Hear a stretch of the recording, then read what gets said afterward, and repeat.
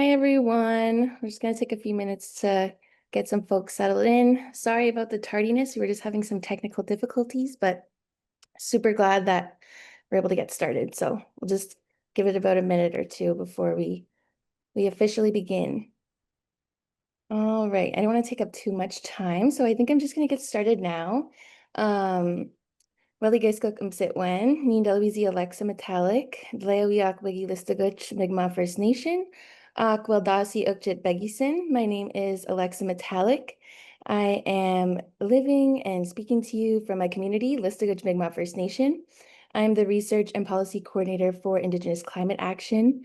And it's an honor to be your moderator today for this important discussion on decolonizing climate policy. Before we begin, I'd like to invite Melanie, ICA's executive manager, to introduce herself and ground us with a prayer and some reflections. Thanks, Alexa.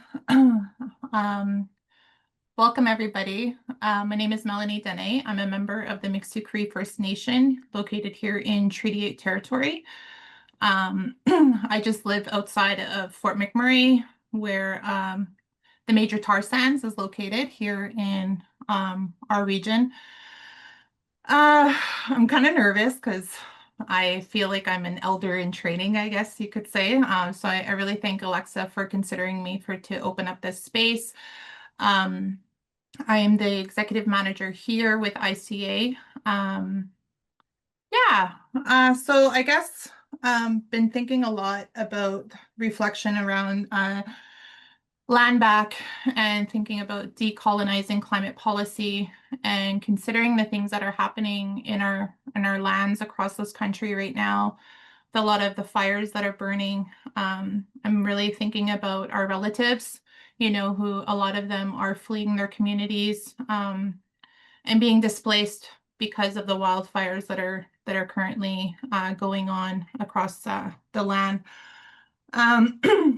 So with that, I'd like us to think of them, think of the communities, and maybe even offer supports where they're needed by volunteering or even a small donation to those communities as well.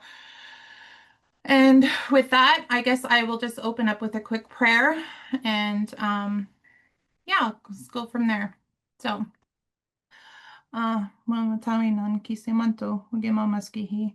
thank you for this day. Thank you for this opportunity to be here amongst our relatives that have joined us across Turtle Island. I ask that you watch over the communities that are being impacted right now with the wildfires and people that are being completely displaced from their home territories, that they can find refuge, and safe spaces, and to have the supports that they need in place, for the things that they're dealing with right now. I'd also like to thank you for this day and for bringing us all here together. I ask that you watch over each and every one of us and our families, our communities, our land, our water, our relatives as well. With that, I thank you. Hi. Thanks, Alexa. I'll pass it back to you. Well, and Melanie, thank you. Definitely keeping our relatives being impacted by the wildfires in my prayers. And yeah, just thank you for taking the time and the intention to open us up in a good way.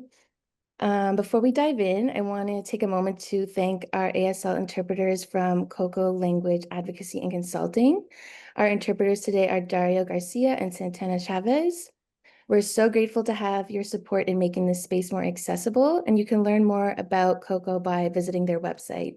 So we'll have someone from the team putting the information in the chat for folks to check out. As many of you know, this panel marks the launch of Phase 2, Part 1 of our Decolonizing Climate Policy report. This report is rooted in the visions and experiences of youth across so-called Canada. Phase 2, Part 2 builds on Phase 2, Part 1, which explores how Indigenous communities are disproportionately impacted by climate change through things like shifting weather patterns, natural disasters, and threats to food and water systems. It shares community-led responses to the climate crisis and examines how settler-led climate policies continue to uphold colonial structure by excluding Indigenous governance and worldviews. This new report is about solutions, visions, and pathways forward, centering Indigenous-led policy as a tool for climate justice and presents pathways that Indigenous communities are already taking to restore balance and address the climate crisis. We've gathered an incredible panel of knowledge holders and movement builders to share their thoughts on how we get there. So now I'd like to invite each of our panelists to introduce yourselves in whatever ways feel comfortable for you and talk a little bit about what's bringing you into this conversation today. So we can start with you, Deb, and then we can move into Bren and then Sunshine. Hello, everyone. Hopefully you can hear me. Apologies, I am just this disembodied voice talking to you from space. So it's Deb McGregor, and I am I'm an academic, and right now I am sitting in Toronto, and I am from Whitefish River First Nation. And I've been involved with this project with Indigenous Climate Action for a few years. And a lot of my focus in terms of Indigenous climate action is around governance and policy. So looking forward to contributing to this panel. Thank you for the opening and your patience, and looking forward to engaging with the other panelists. Chumi Gwetch. Danse, hello, Bren Henderson, it's ICA. My name is Bren Henderson. I am a guest steering committee member at ICA. I'm also a policy analyst at Two Spirits in Motion Society, which is a national LGBTQ+ Indigenous organization within so-called Canada. But I joined today, not necessarily in work capacities, but I guess some of the things that I'll discuss will probably be within work capacities. But my involvement in climate justice began in 2016 at COP22 in Marrakesh, Morocco. And then I also attended COP24 in Katowice, Poland. Took a break from a lot of climate stuff, even though I was kind of like a background member here at ICA. And then got involved in Two-Spirit stuff in 2018. And I think between that and other work experience or opportunities I got from my current position at Two Sims, I think that brings me back to climate discussions indirectly. And so I think I'll probably be discussing like those perspectives today. Yadakshish Squash Dunstan more. Good afternoon. My name is Squash, which translates to sunshine in my language of Nicolakchin. I am Nicolakam and Yakima descent from Kamshin, also known as Lytton, British Columbia, but I currently reside on Algonquin Anishinaabe territory, also known as Ottawa. I guess a little bit of what kind of led me here today is being directly impacted by the climate crisis, which I call my villain origin story, that I'll probably share a little bit more when we get into the questions. But I really lead my work in taking an anti-colonial, intersectional, feminist, and climate justice approach to policy, ensuring that as we move towards like a just transition, that we are addressing the barriers and gaps that are often upheld within colonial policy and governance systems. So I'm a very anxious person, which makes sense because then I like asking those little tiny questions that colonial policy likes to kind of leave out.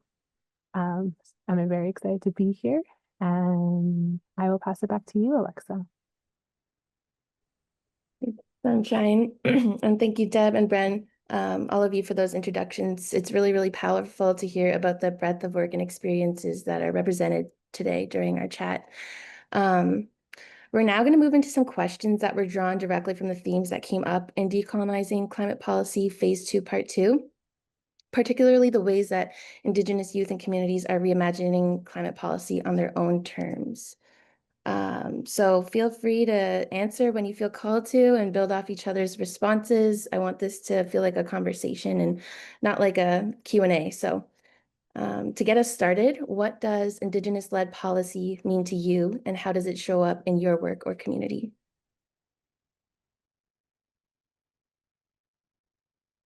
Yes, I can jump in here. Also, just to note, if I look to the sides, because I have my notes, I have a very bad memory, so I like writing down my little speaking notes. So as I also just said, like I'm a very anxious person, and I like stating that right at the beginning, which I've done twice now, because I think that gives some context to why I'm speaking pretty broadly to issues and solutions. And it's also one of the reasons too why I really like international work. I like being able to look at that wider, bigger picture. And that kind of leads us like into why we are living in a very broken world right now. To me, Indigenous-led policy means building structures and systems that are grounded in anti-colonial, intersectional, feminist, and justice principles.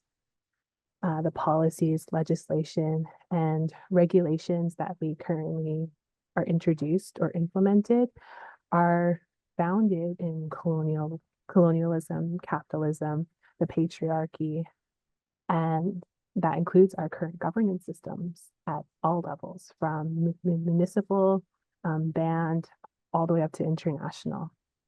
And why I like looking at the bigger picture, stick with me here. This is going to be like a little metaphorical. But why I like looking at the bigger picture is Canada is one of the largest mining extractors globally. What would it look like if we were to phase out of extraction? And that is a little UNFCCC joke on their phasing out language.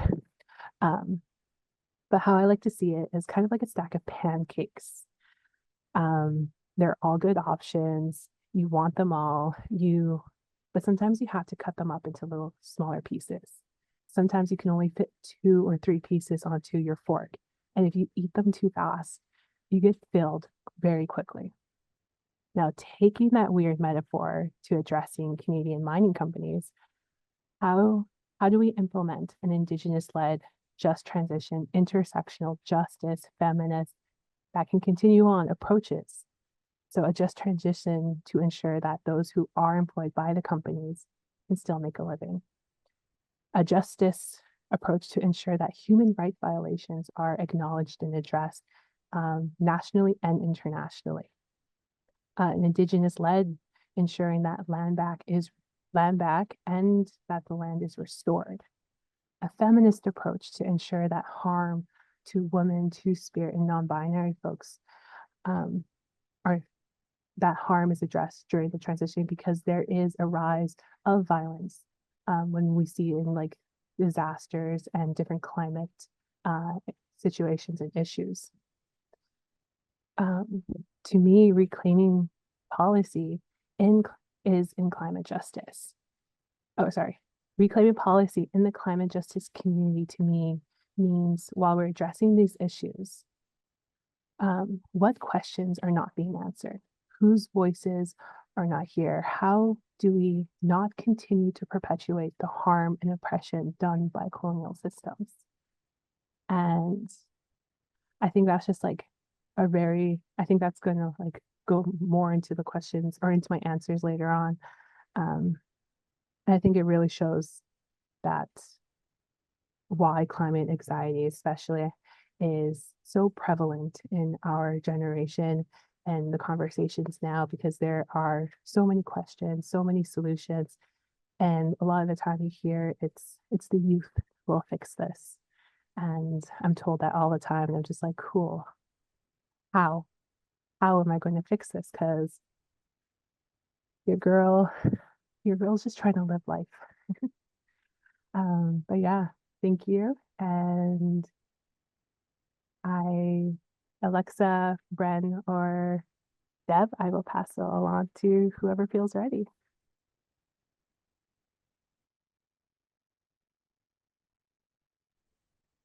Bren, yeah, we'd love to hear from you as well. Thank you, Sunshine, for your words. I love that metaphor about the pancakes. That really puts it into an easy visual way to understand the crisis that we're in.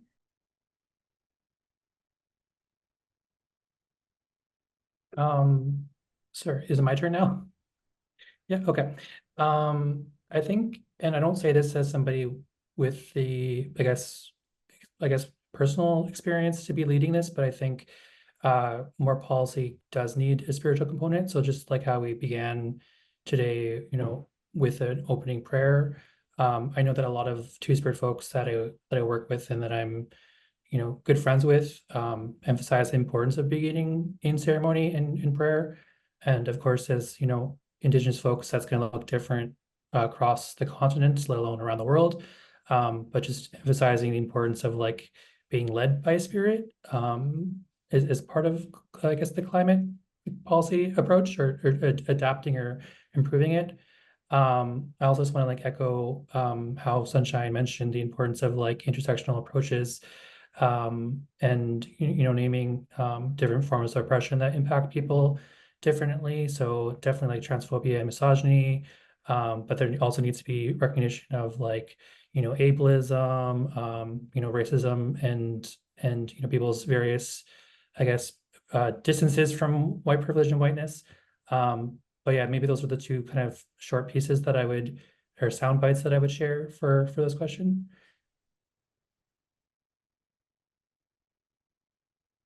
Yeah, so Deb McGregor here, disembodied voice. So Alexa, just feel free to just say Deb when it's time, because I can't see when people turn off their mute button. I think what I would add to it is what Indigenous-led policy is not. So if you were to Google Indigenous policy, what you end up with is generally most often government policies, although they're not the only folks do have policies like on Indigenous people. They could be ENGOs, they could be proponents or industry as they try to do their whatever it is, corporate social responsibility. So they'll have policies. That's actually what you find more than anything else. So Indigenous, those are not Indigenous-led policies. Those are policies on Indigenous people, and that's what you find. They've been around for like centuries, right? A lot of those policies. Sometimes policies are implicit. There's no mention of Indigenous people, and that tells you something too. It means you don't even matter, and you're not even in the radar. So that's kind of what Indigenous policy is not, even though that's what you're going to find most of the time. Then you might find Indigenous, maybe people will claim co-developed policy. So, for example, I was just on a call before this meeting with the national climate assessments that Canada does, and they developed I can't remember the specific name of it. I think it just got released. They developed their own, what I'll just call a traditional knowledge policy for how that should be formed as part of their climate assessments. That was co-developed with, I guess, Indigenous people. I'm not clear who, because I haven't read it yet. So then you get that too, but that's still not Indigenous-led. Indigenous-led policy, and when you break down actually what policy is, and I paid a lot of attention to this because I had to teach an Indigenous policy course for a number of years. It just basically means an intention, like a strategy, could be a plan, or it could be a policy. Those, if you think about policy more broadly and Indigenous-led, you'll see lots of examples of that. So the Inuit Tapirsa has a climate strategy. The Assembly of First Nations has climate. They have a climate strategy. BC AFN First Nation has climate policy. Indigenous Climate Action has a whole slew of Indigenous-led climate policy documents as well. I look at declarations as also being climate policy, because what they're doing is they're laying out what their values are and what they intend to do about the challenge that you're facing. Policies usually develop because of a climate or a challenge that you're facing, and you need to address it. And policy is one of the ways that you would do that. So it does get really confusing when you're looking out there to see what is Indigenous, policy or climate policy, and what you end up with is Government of Canada, how they're involving Indigenous people in policy, or you might get what people are calling co-produced policy, but Indigenous-led policy is very different and looks it looks different, but it reflects what the values of the community are and what they would like to have done. So I think part of this is recognizing what Indigenous-led policy looks like and recognizing it as policy, which means this is how we want people to interact with us as Indigenous people in our communities, on the territories, or internationally, or in other kind of realms, which is how, you know, any other country would look at Canada's climate policy. They would respect it in that way. So Indigenous policy would be, whatever it looks like, would be respected in that way. So I think there are examples that I've seen in my work when First Nations or Indigenous peoples are developing their own frameworks for how they want to address climate change and the challenge that they're facing. It might show up as a program, for example. So I think that there's a lot of those examples, but generally you wouldn't see them necessarily connected to policy. So that was probably kind of boring, kind of academic way of talking about that. But when you're actually trying to find it, it actually looks really hard to find if you have a very narrow view of what policy is. So when you broaden it out to what it actually means and what Indigenous peoples are actually doing, then you see a lot more examples. So hopefully that kind of makes sense to people. And thank you for the opportunity to share that. Thank you, Deb. I think that ties really, really well into our next question about what kind of Indigenous-led policy have you seen out there, or if there are any examples that our guests can check out. And just before we dive into that question, I just wanted to give a reminder to our panelists to make sure you're speaking slow, just so that our interpreters can do their duties effectively. With that, yeah, I'll open up the floor, and whoever feels called to answer can go.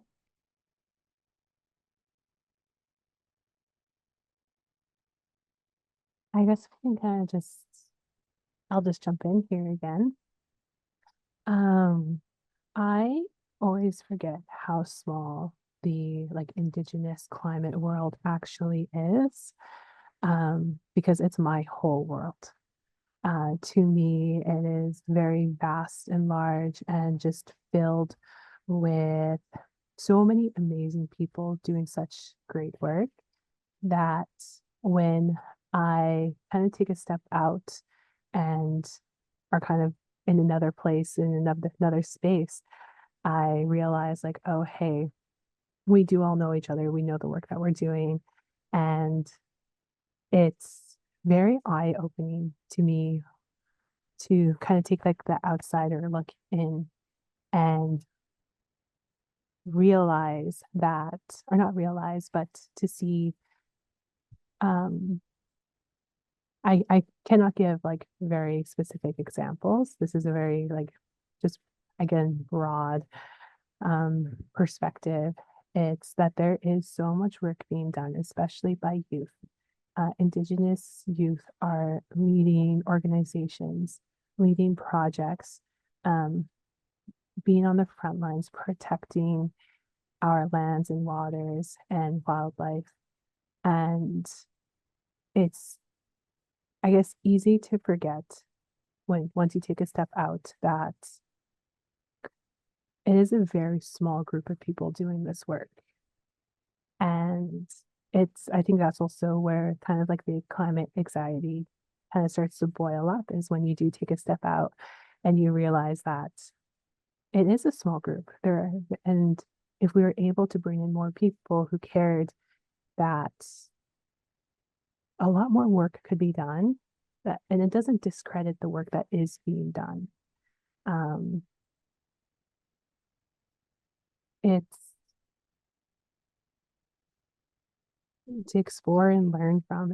I think it's reminding yourself to look at it from different perspectives, take a step out, and take the time to learn and unlearn what is being done, especially unlearning when it comes to being anti-colonial, intersectional, and a feminist, because those are ever growing principles. You can't just take one course, read one book, and then it's done. You know everything. You need to take that time in your daily life to continue to grow that knowledge, to continue to unlearn what you've grown up in. And I think that's my very broad answer. I wish I could give like very specific answers. If you want to talk to me afterwards outside, like I could probably name them, but I like when I'm speaking in these kind of things, I go very straightforward. My brain does not think afterwards. But yeah, I hope I hope that kind of adds to that conversation. Definitely, definitely. I appreciate the broadness of your answer because I think it can be really intimidating when we're trying to think of these specific examples and maybe we're not able to in our communities or where we're situated, but those everyday acts of decolonization and those everyday acts of learning are super important in this pursuit of climate justice. So I really appreciate your reflections. Bren, I see that your hand is raised, so I'll pass it off to you.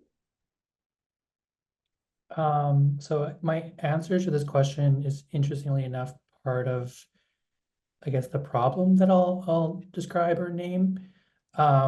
So I've like I said, I haven't been I haven't been plugged into the international climate policy, like I guess stuff for a while. And so like my work largely, I know I said I wouldn't be talking about work, but I kind of am, but is in like I guess national GBA plus or gender-based analysis plus frameworks.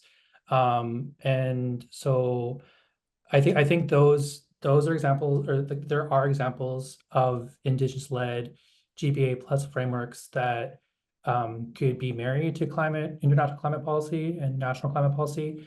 So citing two examples, I know NWAC, or the Native Women's Association of Canada, has one, as well as Les Femmes Michif.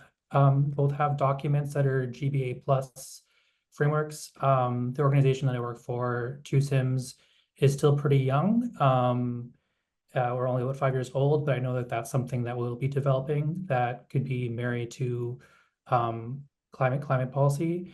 But I guess the problem that I'm I guess referring to, but I can name more explicitly, is that in the work that I do, like for example, within the UN contexts over the last 2 years, I've noticed like a disconnect between international LGBTQ plus rights and advocacy and policy from Indigenous rights advocacy and policy.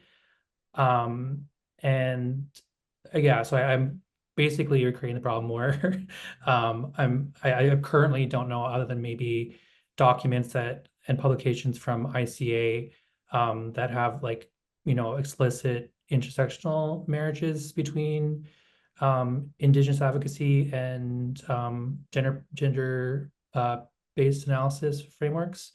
I'm sure there are others that might exist within the ENGO or ENGO, environmental non-government organization, like network. But that's something that I'm finding, is that they're like, as Indigenous like folks in these different fields, like we definitely need to like find the marriages or find the overlaps and do this work together. I know that ICA also has a lot of Two-Spirit staff, and I definitely trust a lot of ICA's work when it comes to marrying that, I guess. But yeah, for me, that's something that like I continue to want to be a part of, even though I'm not immediately involved in climate justice stuff anymore. Like it's still kind of what brought me into any of this advocacy that I do now, and so I kind of feel that I owe that responsibility, in being part of making that happen. I can allude to that a bit more later, because I know there's a question that's more specific for me that I got, so I'll maybe answer that later. Thank you. Thank you, Bren. Deb, did you have any reflections? Yeah. Yes, I appreciate the comments from Sunshine and Brett. I think what I would add to that, if people wanted to look at something concrete in terms of how Indigenous organizations then develop their policy and then what they do to actually implement them. A lot of the time there's policy and then you don't see a lot of implementation, or it's hard to kind of see the tie between the policy and the actual implementation. But I think one good example is BC, AFN. I just know the First Nation context better than other contexts because of where I work. So, for example, they developed a carbon market on climate change, a discussion paper. Then they developed a toolkit. Then they started to do training. So you see the follow through in terms of developing a policy, then actually acting on it. Right now, I'm working on because it was asked for by chiefs of Ontario to develop a carbon. I ended up calling it a carbon primer, but we've delivered training on it in terms of, and that's based on resolutions that came from First Nations or chiefs in assembly. So 133 decided this was important and they indicated what they wanted. So resolutions to me is sort of the directive, like a policy directive that comes from the grassroots level about what people want to see. And then peeps figure out how to make that happen. The other thing that guided that work are the existing declarations around we are the land, you're the same as the land, or the water declaration. So there's these other supporting, I guess, direction or guidance that comes to guide that work. So, so that's an example of where you actually then develop the policy, the work that happens around it, building upon the work that's already been done before, and then starting to implement it to the people that you're actually trying to serve. So those are different examples that I can think of. I mean, there's others. One that I look at that I actually think it's not necessarily in the climate realm. I actually think about it as being a climate realm, is the assessment of the Trans Mountain Pipeline and tanker expansion proposal. You can find it online. I'm probably going to massacre the name of the people, the Telsa One Tooth Nation. I'd have to send this to, I'm not able to put it in a chat because I don't have chat. So if people wanted to find it, and that's basically that nation's policies around how they're going to do environmental stewardship, whatever it is. And so what I like about this assessment is it's based on their laws and governance. So it's like really unique.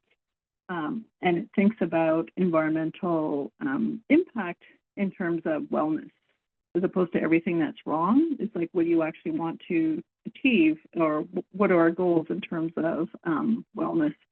So I think one of the things that I see in Indigenous policy is it tries to move away from the deficit kind of approach to everything that's wrong, which you need to know. You need to tell that story, but you need to also say, what is it that we're going to do about it?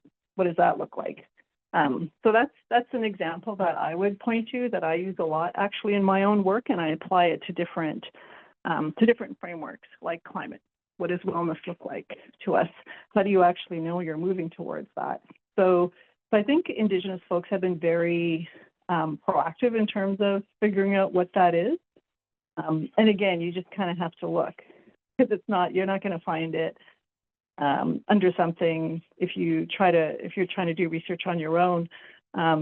Indigenous policy follow-up or strategies or actions, hard to find. You'll find the biggies, but it's going to be hard to find precisely what folks are doing. You'd have to look at Indigenous Climate Action website, which has a lot there. Also, the Indigenous Environmental Network also has lots of good work around the research and policy direction and actions that they want people to know about. So again, they're there. They're just, you just have to be very creative about how you want to find them. So yeah, I'll stop there. Thank you. Thanks, Deb.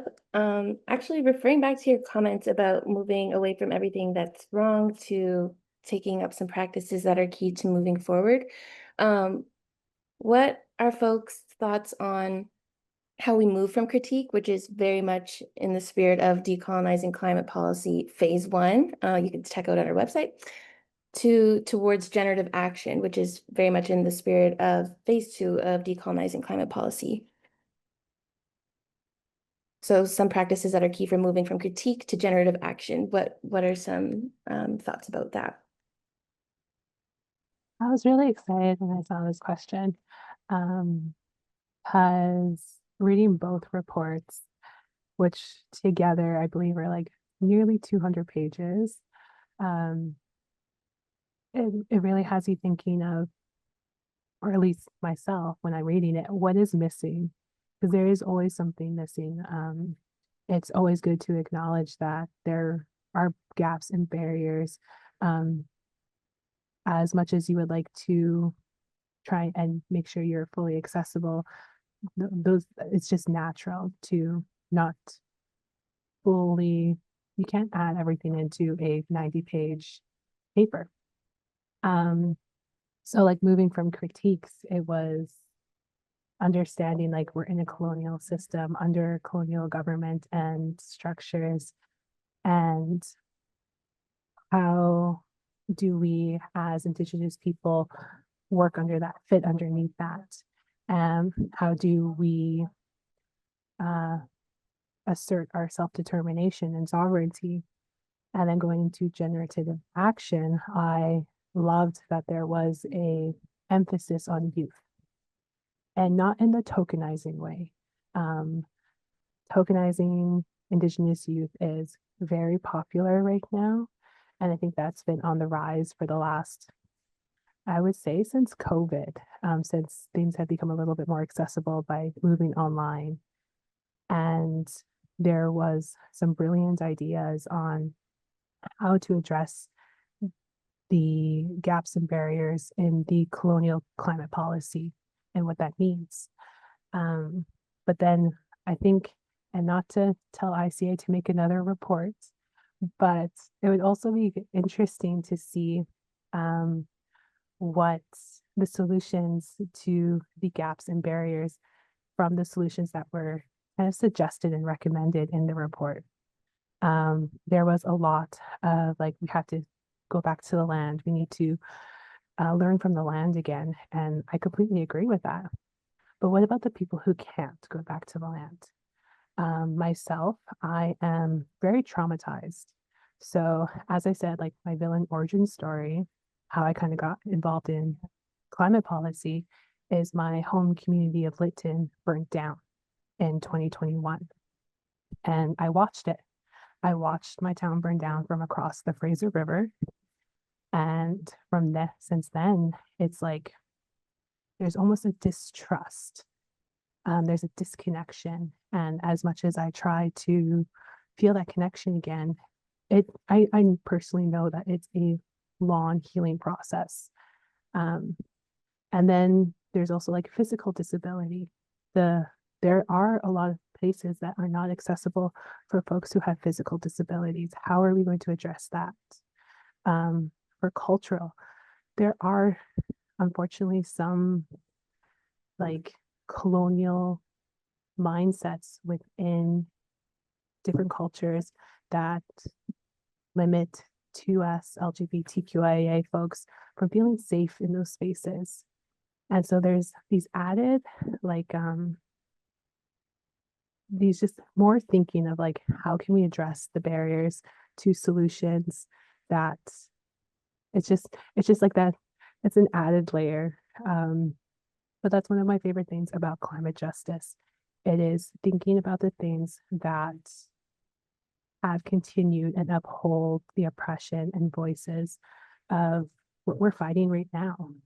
And yeah, I really enjoyed reading it, and it was very fun to see the solutions and what youth are thinking. And I was just like, yes. Even though I'm apparently an elder youth, I was called an elder youth.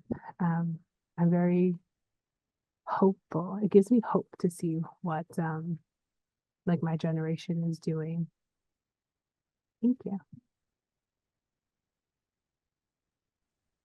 Thank you, Sunshine. Bren, I see your hand is up. I guess this was a difficult answer for me to answer or question for me to answer.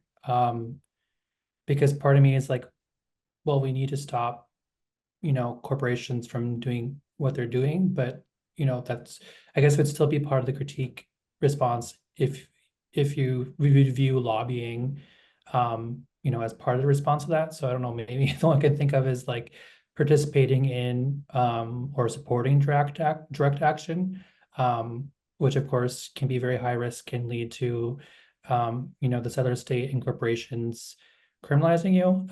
So I say that with a lot of recognition that I don't have a lot of experience in high risk demonstrations, and that I definitely wouldn't be the person to go to in terms of what that should look like. But yeah, maybe just supporting those land defenders who are already doing that work.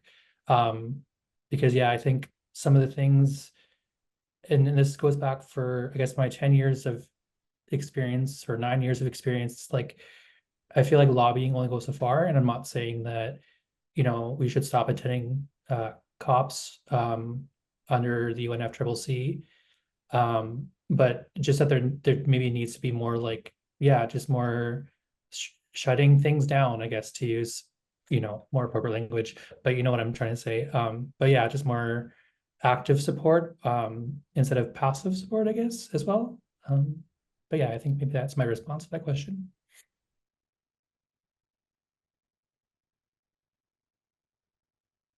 Thank you, So Bren.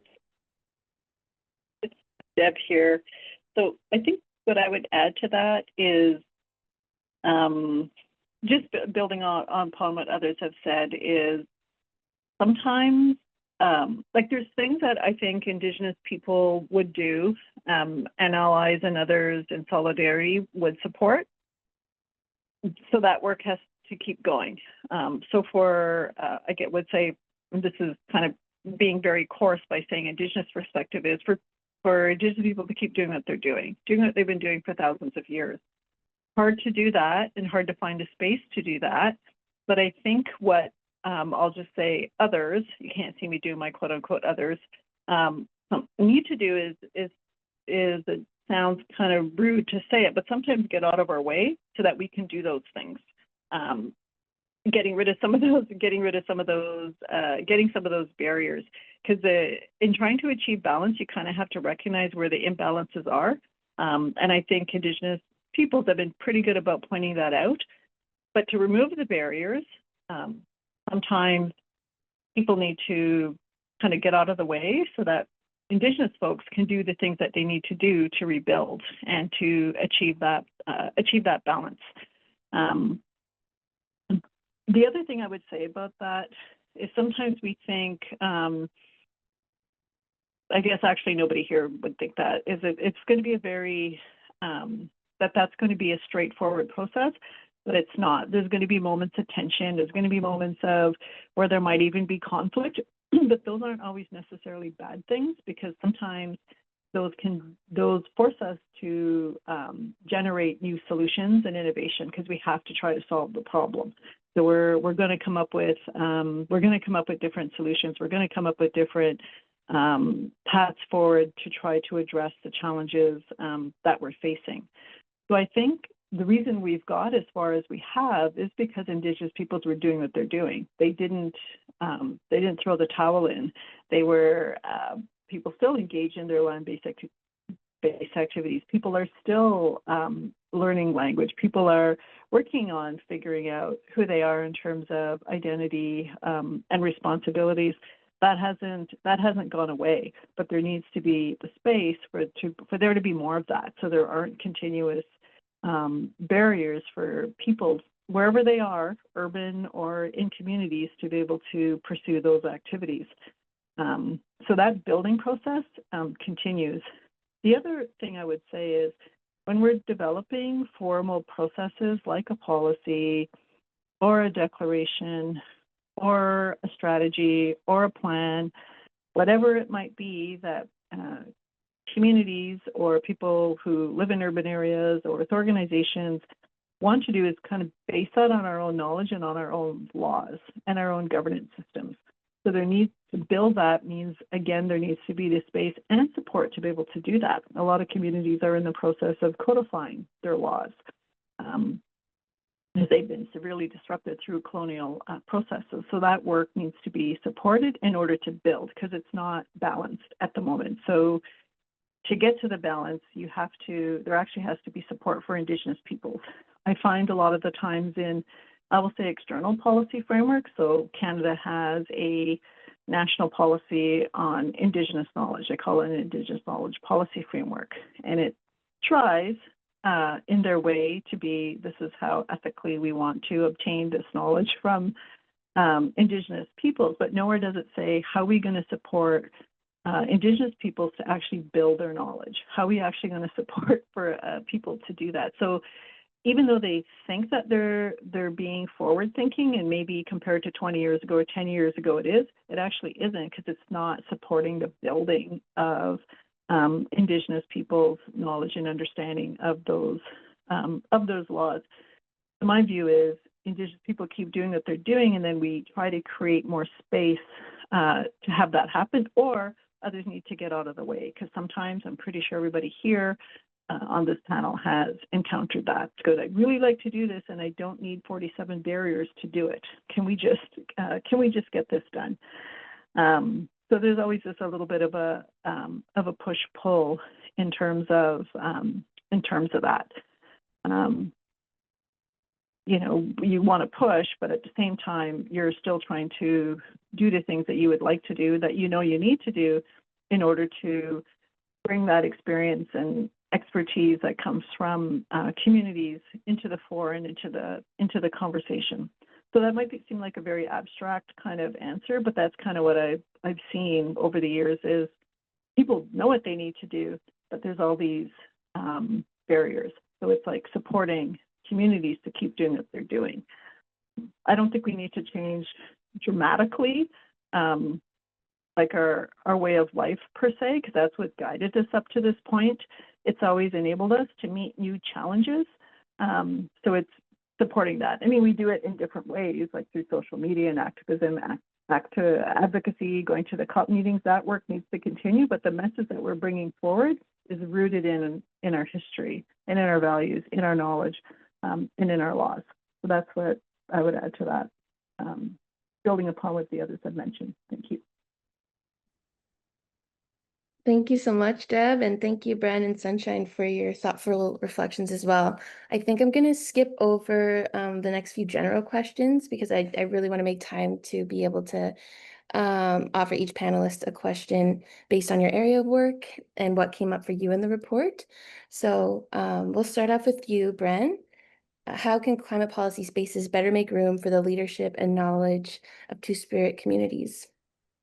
Okay, awesome. So this will be tying to my work, which I said I wouldn't do, but I feel like I don't think my employer will want to gatekeep what I'm doing. But so basically, in the context of the UN, specifically the United Nations, so the Forum for Indigenous Peoples Issues, being that annual gathering that happens in New York, and EMRIP, EMRIP, the Expert Mechanism on the Rights of Indigenous Peoples.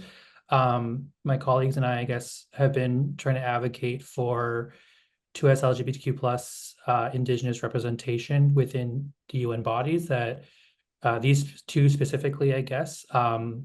I'm not entirely sure, even though I've done research into the UN structure. I'm not entirely sure where the UNFCCC or the UNEP fit into the work that I've been doing, I guess, or we've been doing at the Permanent Forum and at EMRIP. But I know that within, because I've attended 2 different COPs, that there are 7 socio-cultural regions around the world with Indigenous representation.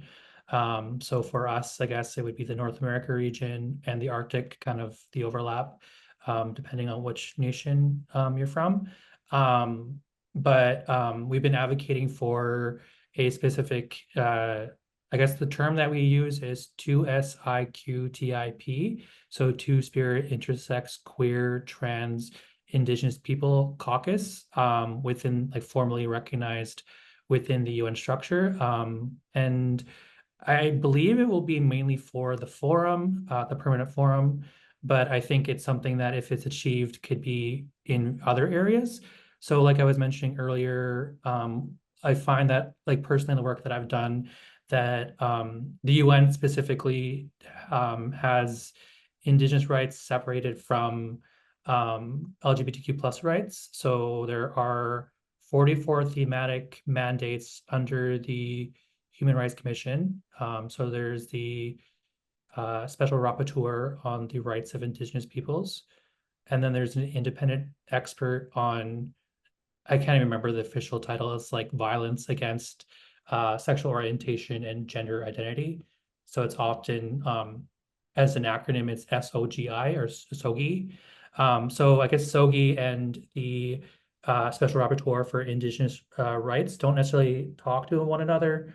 And they're separated under the I guess the Human Rights Council and the Office of High Commissioner on Human Rights. So the work that I've been doing is trying to kind of bring those rights together, like within the UN context, as well. So like I was saying, the one thing that we've been trying to do is create the caucus, and the other thing is to bring the rights, like I guess the legalese together. When I was attending a training program in Australia, like last 2 weeks, I printed a bunch of SOGI or SOGI documents and hoping to read them so that I can bring them to MRIP in July and kind of advocate specifically for, our I guess our rights. I know that within the UN context, there has been pushback from some, I guess, non-LGBTQ plus Indigenous folks, which is unfortunate when it happens. But yeah, that's what we've been doing.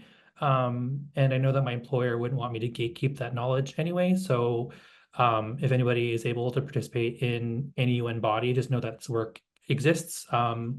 You can cite it. I can send you a document that includes our interventions in the 4 languages used within the forum. So English, French, Spanish, and Russian. Unfortunately, Portuguese is not yet accepted. So we're hoping to maybe get that translated to Portuguese, but that's just something that exists that I don't know if I'm not able to do this work for whatever reason, that there's a history and a precedent that others can rely on.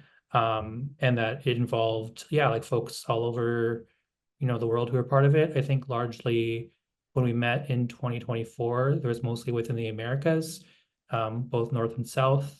But I know that we're everywhere around the world and in every community. And so I think that can be a beacon of hope for anybody who is in our community wanting to, see ourselves kind of represented.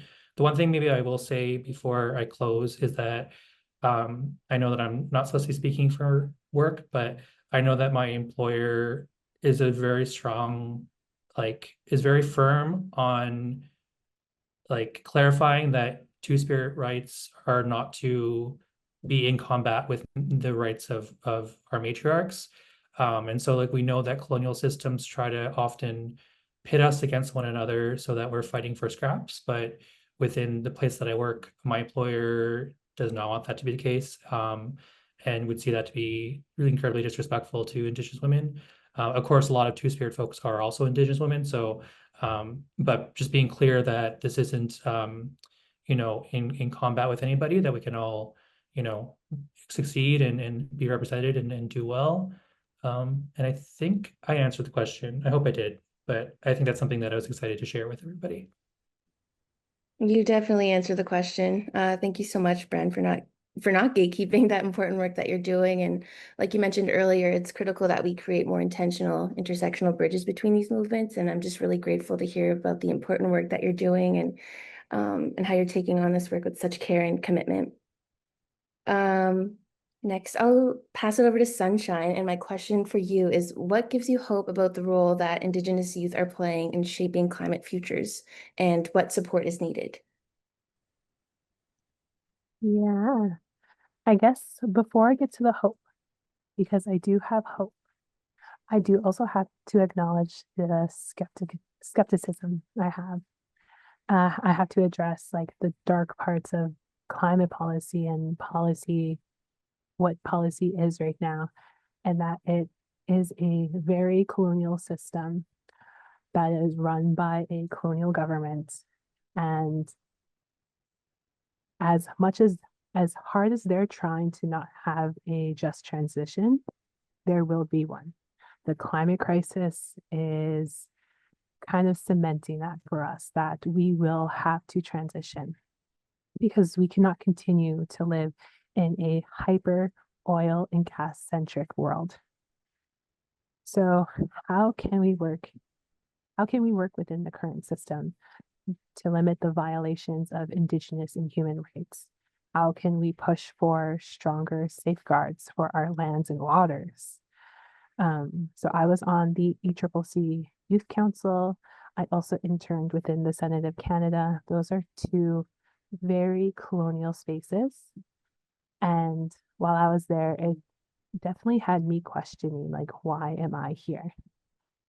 And colonial systems and institutions thrive on knowing that your morality and your ethics will keep you out of those spaces. What gives me hope and what keeps me in those spaces is spite.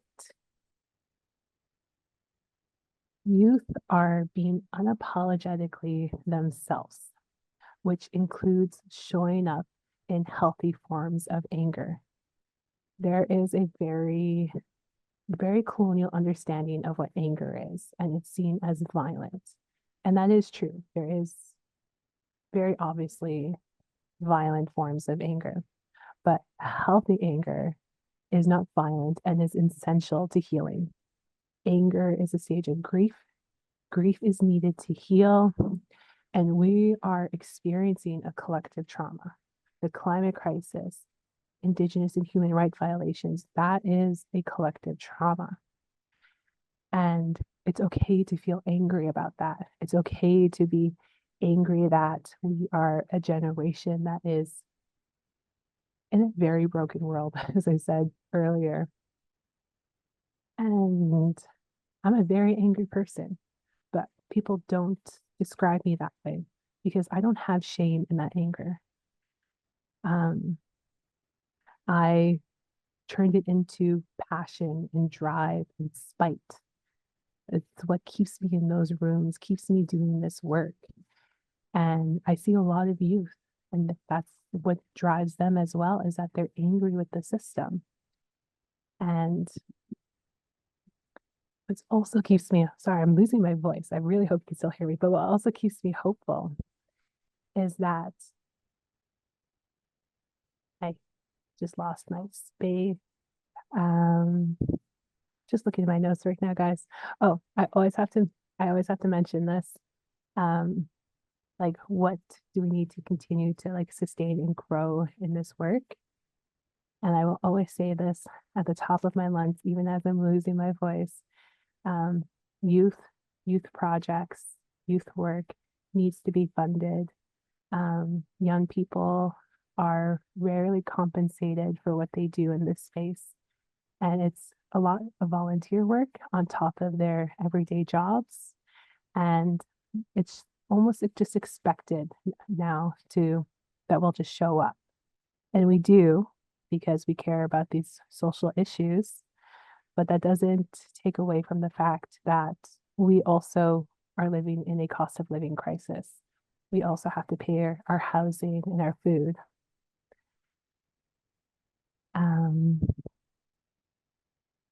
I think the last thing I want to say is that there needs to be some grace. If we're talking about sustainability for young people in this area of work, we are given so much responsibility at a young age, and we're not really given the grace to make mistakes, to learn, to figure out who we are ourselves, especially if you're put into a place of like influence, I guess. And the moments that we try to have joy, there's a lot of criticism in that we're not doing enough work. And I like the one saying that I can't remember exactly how it goes, but have forgiveness and grace for people because it's their first time living. And I think that needs to be reflected onto young people as well, who are doing this work, because it's our first time living. And sometimes we just want to enjoy like that small thing in life that gives us that peace of mind that we can continue tomorrow, because it can always continue tomorrow. Thank you. Thank you, Sunshine, for sharing so honestly. What you said about grief really resonates with me, and you're so right. Youth shouldn't have to carry so much work without that real support and without that funding, but not even just funding, but long-term, robust funding mechanisms. So thank you. Thank you for sharing your reflections with us. I'm going to pass it on to Deb now. So in chapter 5 of the report, we talk a lot about reclaiming policy through our own governance systems. And I'm wondering if you can share examples that inspire you of folks doing that. Yes, thank you. Thank you for the question. Yeah, just to reflect on what Sunshine said as well, one of the things my son always says is youth need to be supported to succeed. A lot of the times they're just thrown into situations because people want to have like a youth voice without really realizing you actually have to support, support youth to be able to succeed in whatever situation that's in, whether that's financial support or mentorship, something, as opposed to just throwing people into situations that they may or may not be prepared for. I think for the most part, folks have been able to rise to the challenge, but as Sunshine pointed out, not without a cost. So it's so thank you for sharing those comments. So I talked about a few examples, and like where Indigenous peoples have developed their own policy frameworks and are trying to implement them in various ways. But I think in reclaiming policy that's actually generated from Indigenous people through our own governance system and actually our own laws means you kind of have to know what those are. And it's really, really hard to carve out the space to know what they are. Those, in my view, those exist already. It's just how do you maybe some people want to codify them or document them, because once you have them, you can use them for other processes like child welfare or mental health in communities. Like once you know what the laws are, because they tend to be holistic, they're not like climate laws, or they're not like criminal law. Like they're meant to deal with wellness holistically in the community. So I think to support the development of Indigenous policy, and again, as I mentioned, it's already happening, and that's kind of where it comes from, but it's not given the weight and respect that it should be. You're always having to try to advocate for it. You're always trying to have to advance it. You're always having to try to explain that it exists, that it didn't disappear. So I think I do see it happening in practice. It's then, I'll use this word mobilize because I don't have a better word for it right now. Because it already exists, how do you then mobilize it into the spaces where it can make a difference and or can influence other processes that are important to First Nations that Bren talked about as well? How do you mobilize this into international spaces where there's going to be a diversity of Indigenous people, knowledges, laws, and governance systems? So I do see people are working on this. So, for example, for the Anishinaabe where I'm from, we have the Nagoway Lawsgut, which is the people refer to it as a preamble to our Constitution, and it was developed by elders in the language, by people who think in the language. So they don't think in a Western way at all. They think in a very different way, and it lays out our responsibilities to each other and to the natural world, linking to the past and present and to future generations. So it lays it out in terms of what we need to do. So something like that becomes foundational, and then you apply it in different contexts. Again, when you think about where a lot of these laws and knowledge systems come from, they were dealing with complete societies. Indigenous peoples were complete societies for thousands of years, so they dealt with anything any society would be dealing with, whether that was solving problems to meet our challenges. The difference, of course, historically, over thousands of years, we self-determined our own solutions. Now, as the other panelists have pointed out, we're trying to self-determine our own solutions, often within the confines of colonial processes and institutions and those laws and those governance systems. So we have this other challenge than our ancestors would have when we were self-determining what our own solutions could be, based on our knowledge and based on our knowledge and based on our laws. So I think there are examples of that. The other place I see them are different nations at different, I guess, levels and scales, developing their own, just because this is a lot of my field, their own traditional knowledge policies. The advantage of that is when you're basing it on your own knowledge, your own language, your own governance systems, your own laws, is it lets other people who want access to that, our knowledge, tells them what the rules of the game are. Often we're in a position of always having to respond to the rules of the game of others. So if you wanted to apply for the Indigenous Guardians program work, or you wanted to apply for the Indigenous-led conserved areas programs, which are developed by governments, then you kind of have to fit in the boxes all the time. Even if you have great ideas, how do I fit my great idea into these boxes? Whereas when you're doing it yourself, you're not constrained in that way. You're developing it in the way that makes sense to you and your community in that particular moment, even though that could change over time. So when they're developing their own traditional knowledge policy, they're laying out to whomever, these are the processes that you have to respect. This is how you respect knowledge holders. You compensate them, or this is how you work with youth. So they start laying that out, so other people start to understand what Indigenous rules and processes and protocols are. So I do see examples where this is happening more and more.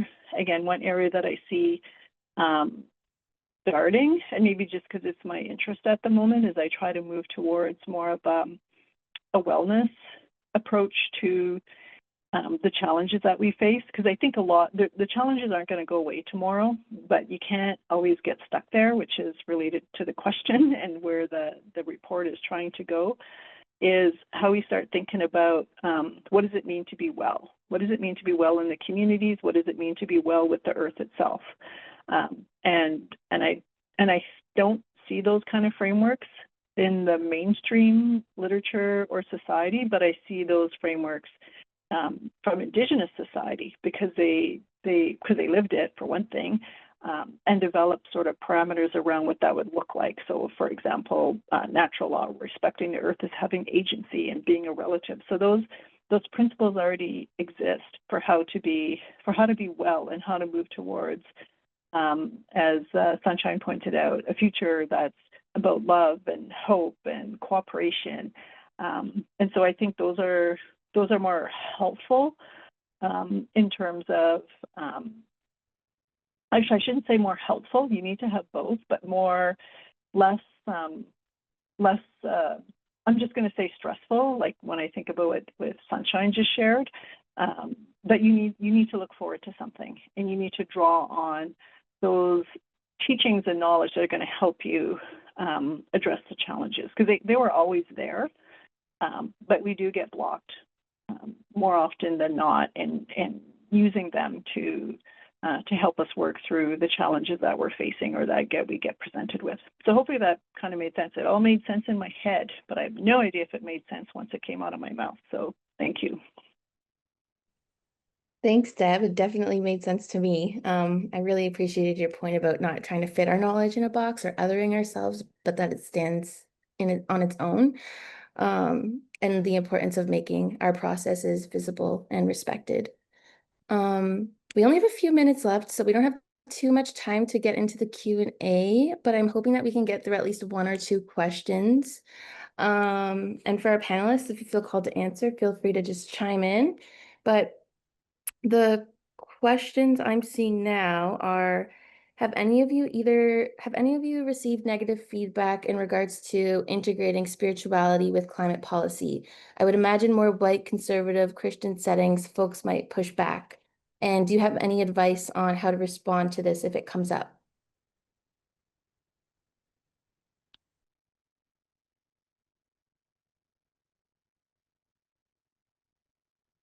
I'll try to answer that. Yes, that does happen.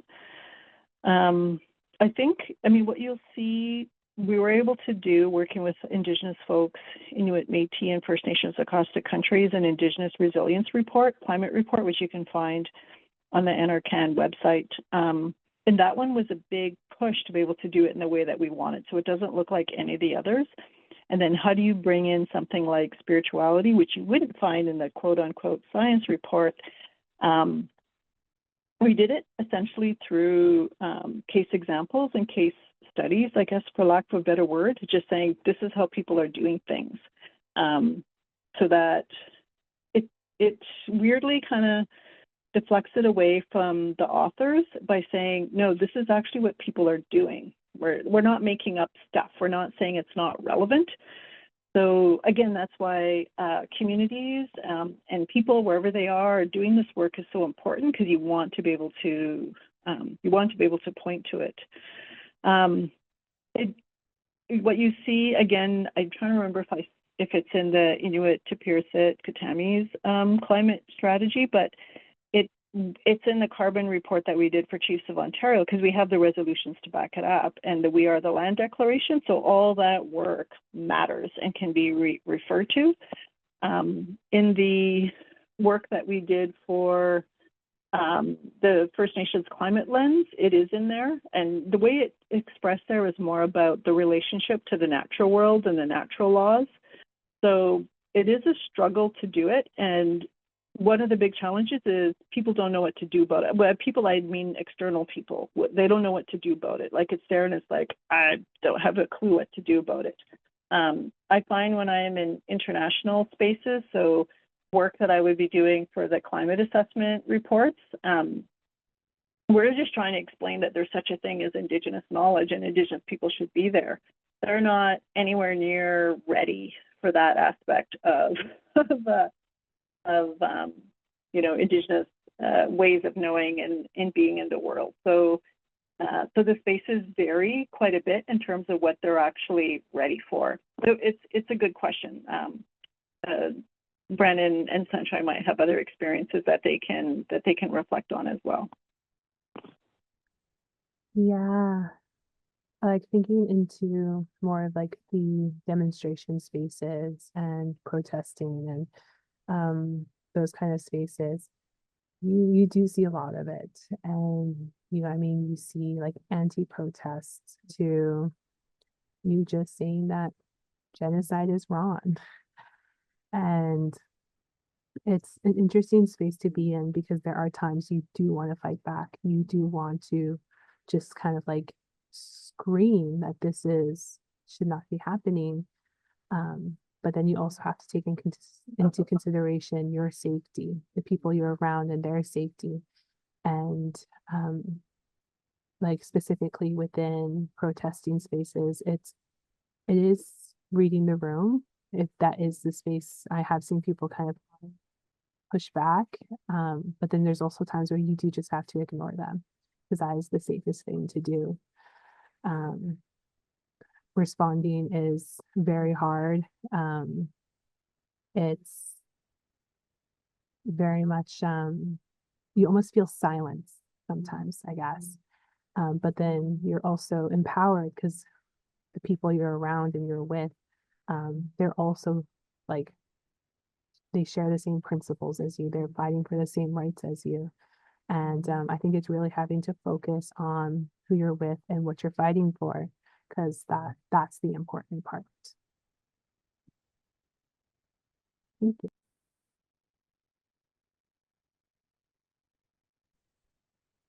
I'm gonna move into one more question. One or two, depending on how the conversation flows, but what are supports and services that are lacking in this space for someone wanting to become a change consultant in climate action? I think a big part from what I've seen and I've experienced is what constitutes education, especially like formal colonial education and being tied to academic institutions, to informal education, land-based education, and that's being seen as less than in some spaces. And then that also goes into like the funding that you're able to get and what you can, I guess, price yourself at. And it's, as a young person, you also have ageism, like, oh, you're too young to be an expert in that. And it's, I guess, like the short answer would be funding, age, and what constitutes education.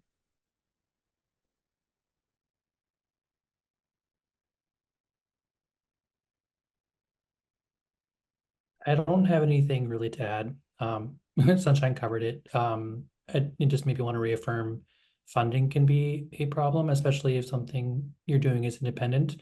Not to like put anyone on the spot, but I do know that ICA has like really good networks. And I think they do have some funds that are available, especially for youth. But if you don't have the funds like out of your own pocket, like fundraising can be very hard, and like having the right contacts can help.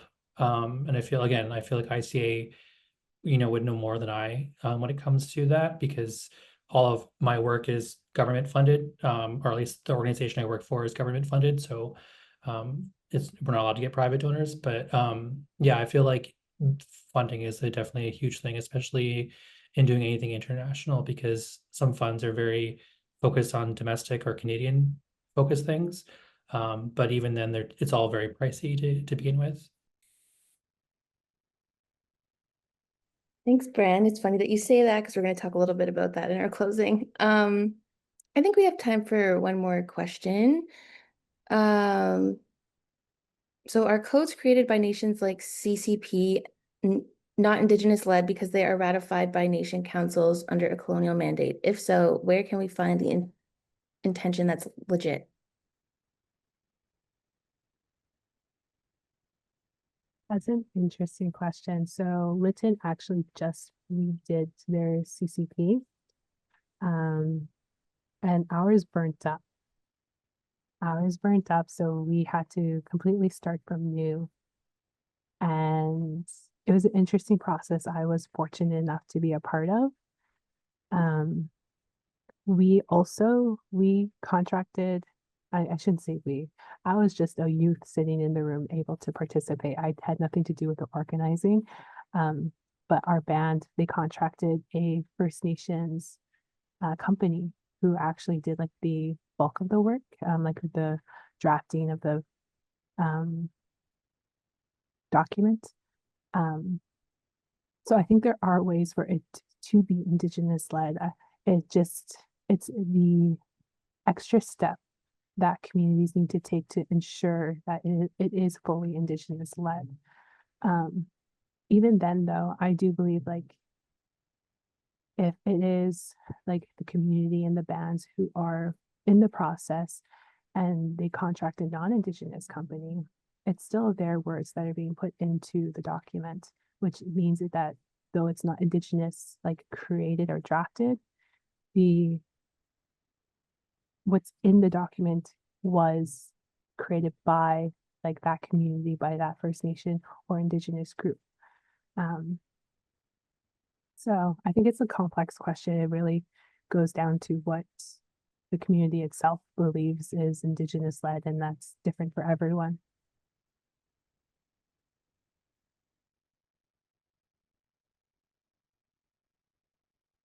I'll just chime in. I agree with Sunshine. I think because Indigenous led right now is kind of a buzzword. Like in my experience, I've seen claims to Indigenous led when you looked really closely at it, it wasn't.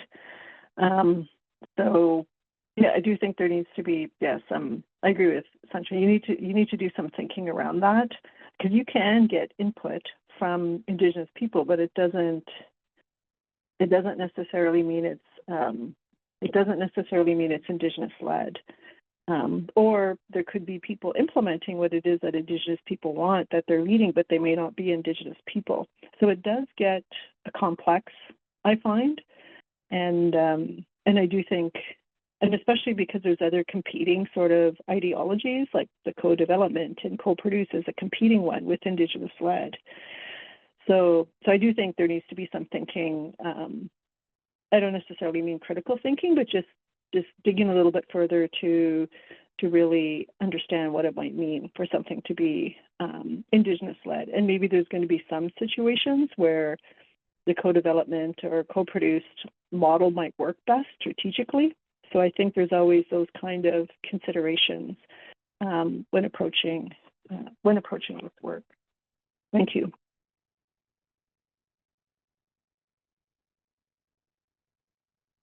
Thank you.